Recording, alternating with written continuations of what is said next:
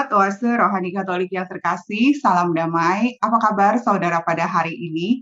Senang sekali saya, Angelica Luciana, dapat kembali menjumpai sahabat yang terkasih dalam acara Oase Rohani Katolik.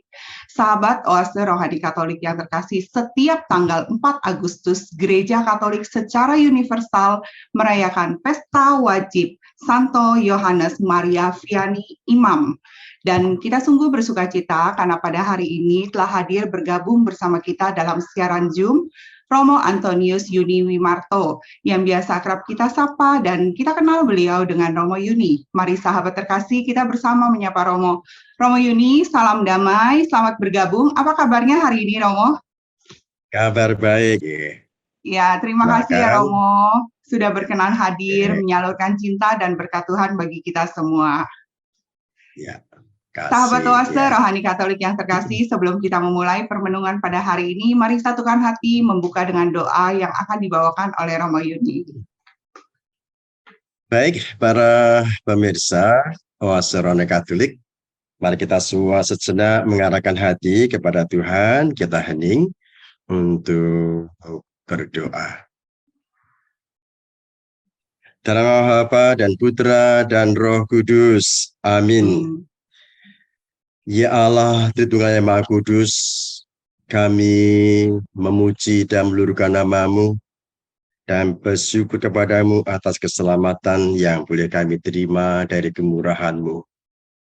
Hari ini, 4 Agustus, Engkau menggembirakan gereja-Mu dengan peringatan wajib Santo Yohanes Maria Vianney, seorang imam, pengangku imam, dan juga pula menjadi pelindung para pastor paroki.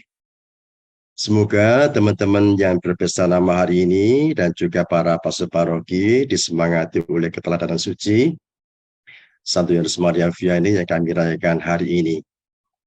Hadirlah bersama kami, Putra Roh Kudus-Mu untuk menerangi hati kami semua, untuk mendengarkan sabda-Mu dan merenungkannya. Demi kesucian dan pengantara kami sepanjang segala masa. Amin. Bapa dan Putra dan Roh Kudus. Amin. Antifon pembuka. Semoga imammu berpakaian kesucian dan umatmu bersorak kegirangan. Sahabat Oase Rohani Katolik yang terkasih, bacaan liturgi pada hari ini, bacaan pertama dari kitab Yeremia, dan bacaan Injil Yesus Kristus hari ini menurut Santo Matius, dan saya akan membaca bacaan pertama pada hari ini. Bacaan dari kitab Yeremia. Beginilah sabda Tuhan. Sungguh akan datang waktunya, aku akan mengikat perjanjian baru dengan kaum Israel dan kaum Yehuda. Bukan seperti perjanjian yang telah kuikat dengan nenek moyang mereka, ketika aku memegang tangan mereka dan membawa mereka keluar dari tanah Mesir. Perjanjianku itu sudah mereka ingkari, meskipun akulah Tuhan yang berkuasa atas mereka. Demikianlah sabda Tuhan. Tetapi beginilah perjanjian yang kuikat dengan kaum Israel sesudah waktu itu. Demikianlah sabda Tuhan. Aku akan menaruh Tauratku dalam batin mereka dan menuliskannya dalam hati mereka. Maka aku akan menjadi Allah mereka dan mereka menjadi umatku. Dan tidak usah lagi orang mengajar sesamanya atau mengajar saudaranya dengan mengatakan, kenalah Tuhan, sebab mereka semua, besar kecil, akan mengenal aku. Demikianlah sabda Tuhan, sebab aku akan mengampuni kesalahan mereka, dan takkan lagi mengingat dosa mereka. Demikianlah sabda Tuhan. Syukur kepada Allah. Mazmur tanggapan. Ciptakanlah hati yang murni dalam diriku, ya Allah. Ciptakanlah hati yang murni dalam diriku, ya Allah. Ciptakanlah hati yang murni dalam diriku, ya Allah, dan baruilah semangat yang teguh dalam batinku. Janganlah membuang aku dari hadapanmu, dan janganlah mengambil rohmu yang kudus daripadaku. Ciptakanlah hati yang murni dalam diriku, ya Allah. Berilah aku sukacita karena keselamatanmu, dan teguhkanlah roh yang rela dalam diriku. Maka aku akan mengajarkan jalanmu kepada orang-orang durhaka, supaya orang-orang berdosa berbalik kepadamu. Ciptakanlah hati yang murni dalam diriku, ya Allah. Tuhan, Engkau tidak berkenan akan kurban sembelihan, dan kalaupun kupersembahkan kurban bakaran, Engkau tidak menyukainya. Persembahanku kepadamu ialah jiwa yang hancur, hati yang remuk redam, tidak akan kau pandang hina, ya Allah. Ciptakanlah hati yang murni dalam diriku, ya Allah. Sahabat Oase Rohani Katolik yang terkasih, sekarang marilah kita mendengarkan bacaan Injil. Haleluya, haleluya, haleluya. Haleluya, haleluya, haleluya. Engkaulah Petrus, dan di atas batu karang ini akan kudirikan jemaatku, dan alam maut akan menguasainya. Haleluya, haleluya, haleluya. Mari kita mengarahkan hati kepada Tuhan, mendengarkan Injil Yesus. Tuhan bersamamu. Dan bersama rohmu. Inilah Injil Yesus Kristus menurut Santo Matius. Dimuliakanlah Tuhan.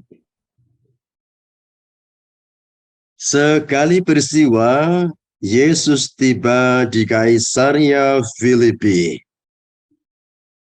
Ia bertanya kepada murid-muridnya, kata orang, siapakah anak manusia itu?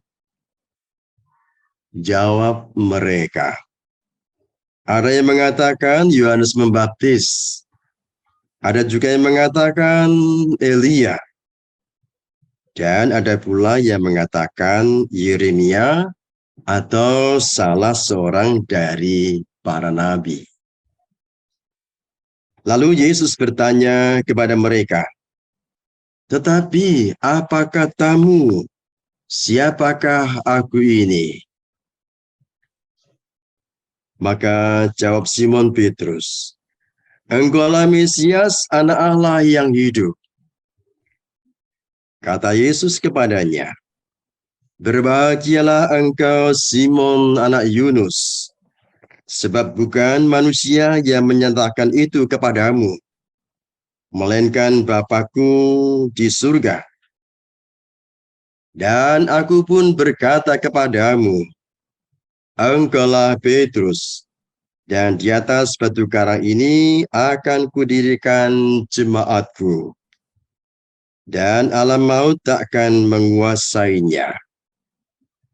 Kepadamu akan kuberikan kunci kerajaan surga. Apa saja yang kau ikat di dunia ini akan terikat di surga. Dan apa saja yang kau lepaskan di dunia ini akan terlepas di surga. Lalu Yesus melarang murid-muridnya memberitahukan kepada siapapun bahwa dia Mesias. Sejak waktu itu, Yesus mulai menyatakan kepada murid-muridnya bahwa ia harus pergi ke Yerusalem dan menanggung banyak penderitaan dari pihak tua-tua, imam-imam kepala, dan ahli-ahli Taurat, lalu dibunuh dan dibangkitkan pada hari ketiga. Tetapi Petrus menarik Yesus ke samping dan menegur dia, katanya, Tuhan, Tuhan, kiranya Allah menjauhkan hal itu. Hal itu sekali-kali tak akan menimpa engkau. Tetapi Yesus berpaling dan berkata kepada Petrus, "Enyahlah iblis, engkau suatu batu sandungan bagiku, sebab engkau memikirkan bukan yang dipikirkan Allah, melainkan apa yang dipikirkan manusia." Saudara-saudari sekalian, demikianlah Injil Tuhan kita. Terpujilah Terpujilah Kristus. Kristus. Romo Yoni, dari bacaan pada hari ini, bacanya sungguh menarik ya Romo ya. Pertama tentang beberapa hari ini kita menyimak dari kisah Nabi Yeremia. Ada hikmat dan sukacita apa Romo bagi saya dan sahabat pada hari ini? Ya, baik. Terima kasih. Saya sampaikan selamat jumpa dengan saya kembali. Dan juga saya menyampaikan selamat pesta nama bagi teman-teman yang berpesta nama Santo Yohanes Maria Vianney, dan juga kepada para pastor paroki Propesiat. Ini adalah pesta kita, pesta pelindung bagi para pastor paroki yang mengemban amanat luhur sebagai imam, dan kita semua itu memang mengambil bagian dalam keputusan menghantar, menemani, mendampingi umat agar mengalami perjumpaan dengan Tuhan, pengalaman akan Allah, pengalaman rohani, pengalaman bahwa kita semua sungguh-sungguh sedang berziarah menuju ke rumah Tuhan. Nah, lalu sebagaimana tadi kita dengarkan dalam baca pertama, ini memang Yeremia itu adalah seorang nabi besar dalam perjanjian lama. Nah, nabi-nabi besar ini berperan mengingatkan bangsa Israel akan sejarah akan umat Allah yang telah dibebaskan dari perbudakan Mesir menuju ke tanah terjanji. Inilah yang selalu diulang-ulang, ya. Diulang-ulang maksudnya supaya orang tahu bahwa Allah itu ada. Allah itu melindungi bangsa Israel. Bahkan pula membebaskan dari perbudakan Mesir. Nah, juga Nabi ini mengingatkan peristiwa Sinai, di mana Allah itu mengadakan perjanjian dengan bangsa Israel diwakili oleh Musa. Nah, waktu itu perjanjian itu dikenal dengan Dekalog, 10 perintah Allah. Kemudian Nabi Yeremia ini menggarisbawahi bahwa perjanjian Allah dengan umat ini diukir bukan dalam loh batu lagi, tapi diukir, ditulis dalam lubuk hati setiap orang. Jadi Anda dan saya dan semuanya saja yang orang beriman, maka semenjak kita lahir telah dipasang di lubuk hati kita masing-masing perjanjian Allah yang namanya kasih.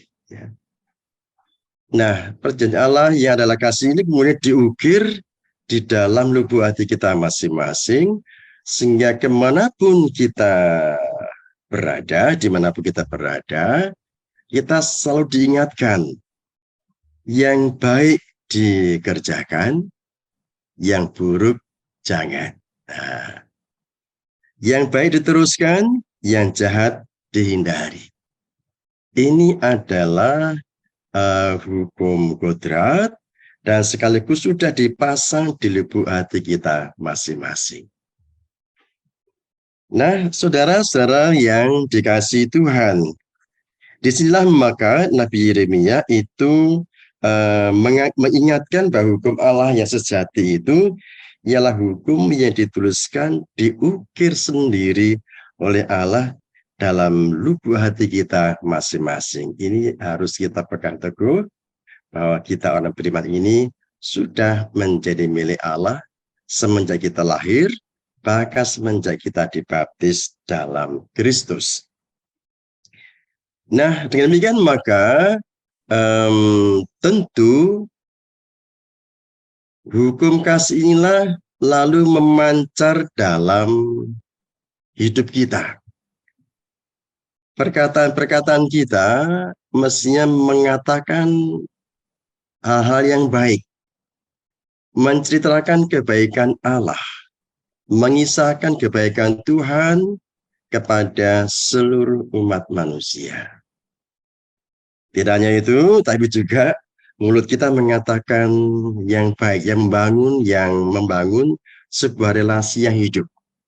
Maka ketika kita ketemu dengan teman, baiklah kalau kita juga mengatakan yang baik, memuji, menyemangati, memotivasi, ya, sehingga merasa bahwa kasih Allah itu mengalir terus-menerus. Jadi mulut kita hendaknya mengatakan yang baik, jangan memaki-maki orang. Ya. Karena ucapan adalah doa ya, Romo. Iya, kata-kata adalah doa ya, membesarkan hati orang ya, lalu memotivasi, mendoakan dan seterusnya. Juga tindakan kita, pekerjaan kita, perbuatan kita juga merupakan perbuatan Allah yang mengasihi kita. Bahkan ini diwujud nyatakan oleh Tuhan Yesus ya, dalam Injilnya, Injil Matius itu yang dikenal dengan hukum cinta kasih. Nah, para pemirsa oase rohani Katolik, Anda dan saya itu pantas bersyukur dan bergembira bahwa ternyata kita semua itu sungguh dikasihi Allah, dan kita semua diingatkan oleh Nabi Yeremia dalam lubuk hati kita masing-masing itu sungguh-sungguh telah dipasang oleh Allah sendiri untuk menyuarakan suara Allah. Perkataan kita perkataan yang membangun relasi yang baik. Maka Allah mengampuni dosa-dosa kita, bahkan tidak lagi mengingat-ingat dosa kita. Sebaliknya, terus memberkati kita semua dan menjadikan kita mampu menyuarakan suara Allah sebagaimana juga diwartakan oleh Nabi Yeremia. Ya, hari ini kita dengarkan bersama. Begitu Mbak Lucy. Ya. Romo, ini menarik sekali ya.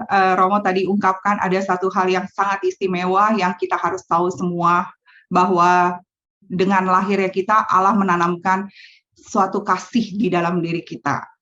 Dan ini sangat luar biasa, kita sebagai anak-anak Allah yang begitu dikasihi harus selalu menampakkan pewartaan dan kabar sukacita dari upaya kita, dari tingkah laku kita, dari ucapan kita, dan juga segala hal yang kita lakukan. Seperti itu ya, Romo ya?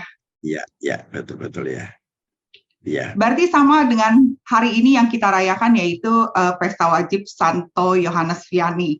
Beliau juga ada sosok yang istimewa yang selalu penuh kasih. Seperti itu ya, Romo ya? Iya, betul. Jadi gini, Santo Yohanes Vianney adalah seorang imam, hidupnya sederhana, rendah hati, tapi suci. Nah, jadi perkataan dia yang disuarakan oleh Yohanes Vianney ini membuat hati orang yang datang kepada dia itu merasa tersiram dengan air yang sejuk ya. Wah, dengan saking pengampunan dosa yang dia berikan kepada para peniten pendosa itu, mereka merasa diteguhkan kembali, disembuhkan lagi, diperdamaikan dengan Allah lewat sakramen pengampunan dosa yang dilayani oleh Imam Agung ini ya, Yohanes Maria Vianney. Jadi memang kehadiran dia sebagai seorang imam itu justru menghantar mereka pada perjumpaan dengan Allah yang mengasihi, Allah yang mengampuni, Allah yang menyembuhkan luka hati mereka, dan lalu diperdamaikan dengan Allah. Nah, itu Mbak Lucy.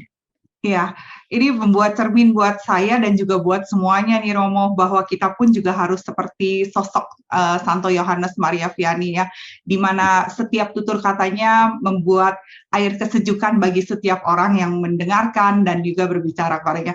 Di zaman seperti ini ya Romo ya, apalagi di era endemi ini, kadang-kala kan kita lebih ego yang lebih muncul.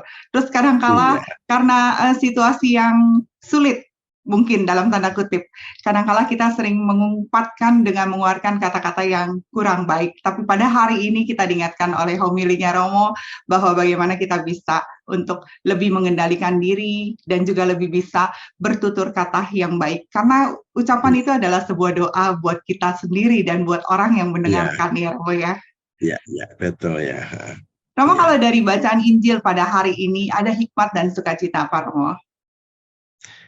Ya, tentu ini nanti akan ditampilkan di sesi kedua ya. Tapi yang terpenting ialah bahwa kita itu diingatkan bahwa semuanya saja itu diundang, diajak untuk mengalami hadirat Allah. Nah, nanti dalam sesi kedua ini akan nampak bagaimanakah pengalaman Yesus ya dengan Petrus ya. Jadi saya kira di sesi ini mau saya mengatakan bahwa melalui pewartaan Nabi Yeremia ini kita semua diingatkan bahwa kasih Allah itu sudah ditanamkan di lubuk hati kita masing-masing, agar perkataan kita, perbuatan kita memancarkan kasih Allah secara nyata, mulai dari hal yang sederhana, yang kecil ya, tapi sungguh-sungguh berarti banget bagi orang-orang yang mengalami perjumpaan kita, sapaan kita, pertolongan kita, dan juga keterlibatan kita kepada orang-orang yang kita jumpai. Jadi hadir ya, terlibat, dan juga mau membantu, itu sebuah berkat. Dan pula dengan demikian maka kita ini tidak terasa sudah melakukan kebaikan Tuhan, walaupun kecil tapi berarti banget bagi orang-orang yang kita jumpai. Ya. Demikian Mbak Lucy.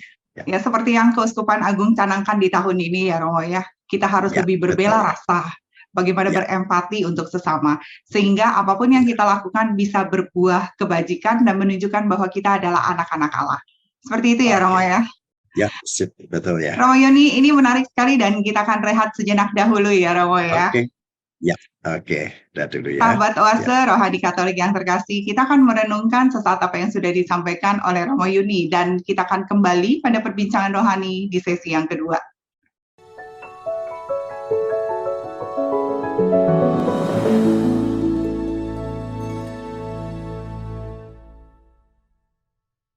Sahabat Oase Rohani Katolik yang terkasih, salam damai. Kembali lagi bersama Romo Antonius Yuni Wimarto dan saya, Angelica Luciana. Anda masih menyimak Oase Rohani Katolik. Romo Yuni, kita kembali lagi di Dialog Iman di sesi yang kedua. Romo tadi mau mengupas tentang bacaan Injil pada hari ini. Silakan Romo. Ya, baik. Para pemirsa Oase Rohani Katolik, jumpa lagi di sesi ini. Lalu saya akan mengajak teman-teman untuk menyimak dari bacaan Injil tadi ya, cukup panjang. Injil Matius bab 16 ayat 13 sampai dengan 23. Ada 2-3 poin yang ingin saya sampaikan. Pertama ialah ketika itu Yesus itu tiba di daerah Kaisaria Filipi. Jadi memang Yesus ini gayanya mengajar beda dengan orang-orang Rabi Yahudi. Orang Rabi Yahudi biasanya di sinagoga atau di suatu ruangan tertutup. Tapi Yesus itu malah sebaliknya, dia berjalan bersama dengan para muridnya, berkunjung ya, mengunjungi orang-orang di tempat pekerjaan, mengunjungi orang sakit, mengajar di bawah pohon dan seterusnya. Nah, lalu para rasul waktu itu juga mengikutinya. Nah, lalu melihat sendiri bagaimanakah Yesus mengajar, melihat bagaimanakah Yesus menyapa orang-orang yang sakit, menyembuhkan orang yang lumpuh, dan seterusnya. Lalu juga dalam pengajaran itu saya yakin para rasul juga tahu apa saja yang diajarkan Yesus ya kepada mereka tentang kerajaan Allah dan seterusnya. Nah, ketika tiba di suatu tempat di daerah Kaisarea Filipi, mungkin capek, lelah ya, mungkin sembari minum kafe break gitu ya, minum kopi atau makan buah kurma gitu ya. Lalu tiba-tiba Yesus itu membuka pembicaraan. Nah ini. Lalu Yesus mengatakan, kata orang siapakah anak manusia itu? Nah ini. Kata orang berarti rupanya Yesus mengendaki bagaimanakah sih kata orang tentang anak manusia itu. Lalu ya mereka pada menjawab macam-macam. Ada yang mengatakan Yohanes Pembaptis karena gayanya itu seperti Yohanes Pembaptis. Ada yang mengatakan juga Elia, cara hidupnya Yesus sederhana. Juga yang mengatakan Yeremia, nah ini Yeremia, atau juga salah satu dari para nabi. Karena mereka itu melihat kiprah Yesus itu ya pokoknya menyuarakan suara Allah, tapi secara khusus macam-macam. Ada yang mengatakan seperti Yeremia, Yohanes Pembaptis, atau juga seperti Elia dan seterusnya. Nah, lalu Yesus lalu memandang wajahnya. Tapi menurut kamu, ya, iya kamu ya, siapakah aku ini? Nah, ini sebuah pertanyaan yang tak terduga muncul dari Yesus. Tapi menurut kamu ya, bukan orang lain. Kamu, Anda, siapakah aku ini? Nah, lalu Simon itu mengatakan, Engkaulah Mesias Putra Allah yang hidup. Jawaban Simon ini jawaban yang luar biasa, yang spontan tetapi mengena. Engkau adalah Mesias Putra Allah yang hidup. Ada sebuah temuan yang didapatkan Yesus. Lalu Yesus pun mengatakan pula pada Simon, engkaulah Petrus, di atas batu karang ini akan kudirikan jemaatku, dan alam maut takkan menguasainya. Jadi para pemirsa terkasih, ada sebuah pertukaran suci di mana Simon memandang Yesus adalah Mesias Putra Allah yang hidup. Sedangkan Yesus mengatakan pada Simon, engkaulah Petrus, di atas batu karang ini akan kudirikan jemaatku atau gerejaku. Pertukaran suci ini merupakan suatu momen penting. Itulah mereka mengalami perjumpaan yang suci. Perjumpaan yang sakral, perjumpaan yang sungguh-sungguh memancarkan inilah suasana ilahi yang muncul dari perjumpaan Yesus dan juga Simon bersama dengan para rasulnya. Nah, lalu salah tradisi, lalu Petrus ini ya, ini menjadi wakil Kristus di dunia. Dan juga bahkan tidak yang dikatakan bahwa gereja memandang Petrus sebagai paus yang pertama. Nah, ini. Nah, Petrus diberi kepercayaan untuk menjadi orang yang memimpin jemaat. Maka Petrus ini menampilkan, ya, menghadirkan, ya, mewakili Yesus di dunia ini. Dia lalu disebut sebagai paus yang pertama. Nah, para pemirsa yang terkasih, lalu yang kedua, ya, Yesus itu menubuatkan tentang penderitaannya. Nah, ini yang seru, ya. Setelah Yesus itu mengatakan pada Simon dengan pertukaran suci itu, lalu Yesus memberikan nubuat, ya, mengatakan nubuatnya yang pertama, ya, kepada di hadapan Petrus dan para rasul. Nah, lalu Yesus itu lalu menyatakan kepada murid-muridnya begini, dia harus pergi ke Yerusalem. Nah, ini pergi ke Yerusalem dan menanggung banyak penderitaan dari pihak tua-tua, imam-imam kepala, dan ahli-ahli Taurat, lalu dibunuh dan dibangkitkan pada hari ketiga. Nah, ini nubuat Yesus setelah ya, berjumpa dengan Simon Petrus, ya, yang dipercaya untuk meneruskan jemaat, melestarikan, memelihara, dan mengembalakan seluruh umat manusia. Lalu, di tengah-tengah romantisme semacam itu, tiba-tiba Yesus memberikan nubuat itu. Bagaimana reaksi Simon? Kaget dia, loh.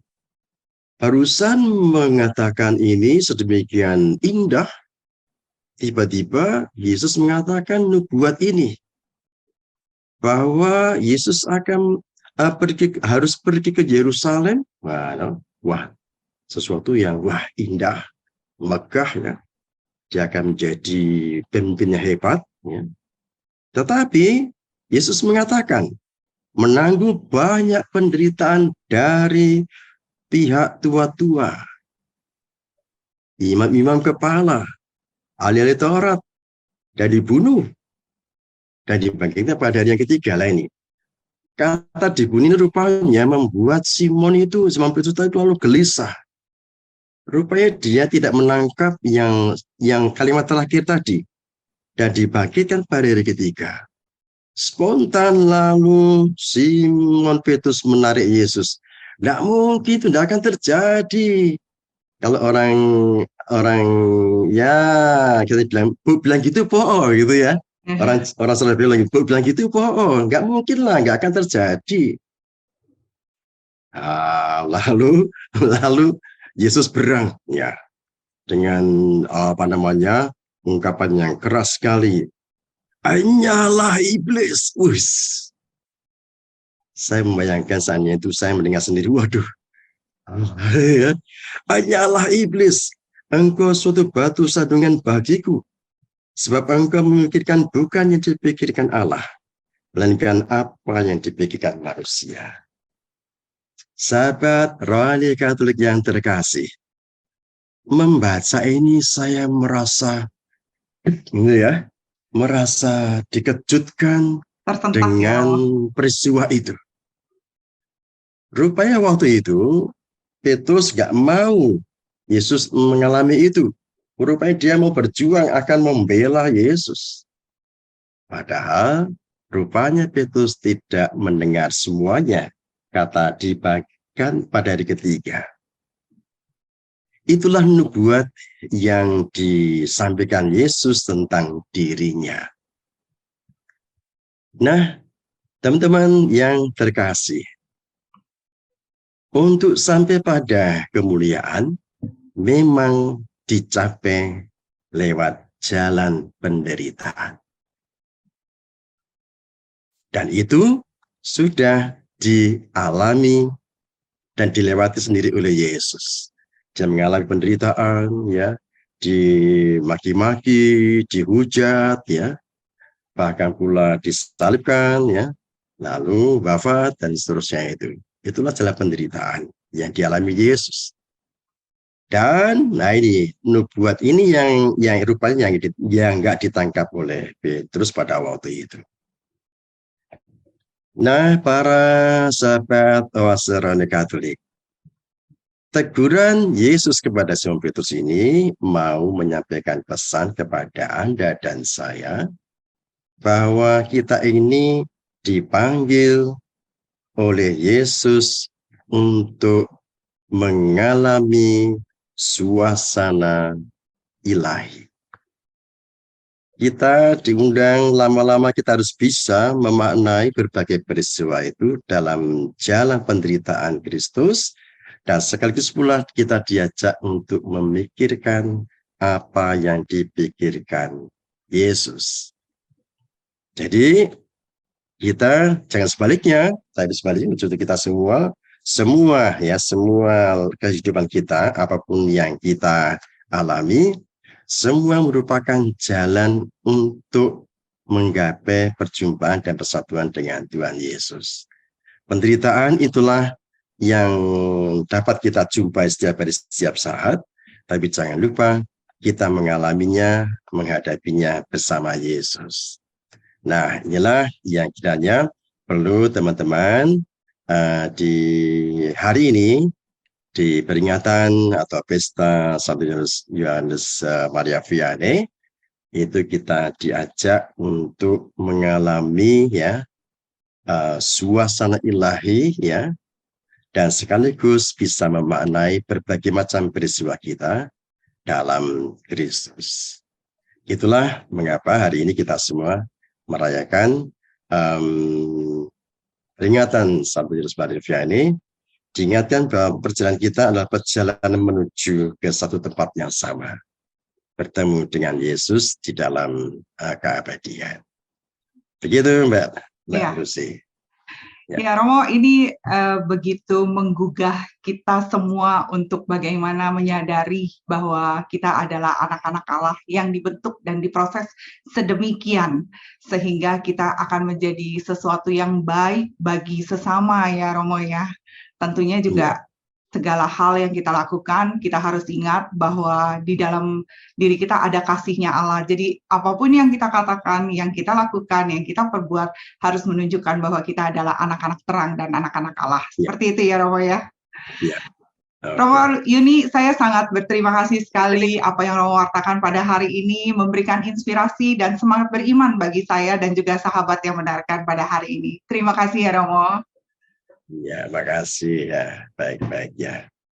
Sahabat Oase Rohani Katolik yang terkasih, usai sudah kebersamaan kita pada hari ini. Saya, Angelica Luciana, dan Romo Antonius Yuni Wimarto mohon pamit dari ruang dengar Anda. Sekarang marilah kita satukan hati, menutup dengan doa, dan mohon berkat Allah melalui Romo Yuni. Ya, baik. Mari para pemirsa terkasih kita mengarahkan kembali kepada Tuhan dan berdoa. Dalam nama Bapa dan Putra dan Roh Kudus. Amin. Amin. Bapak, terima kasih. Kami sungguh bahagia di hari ini.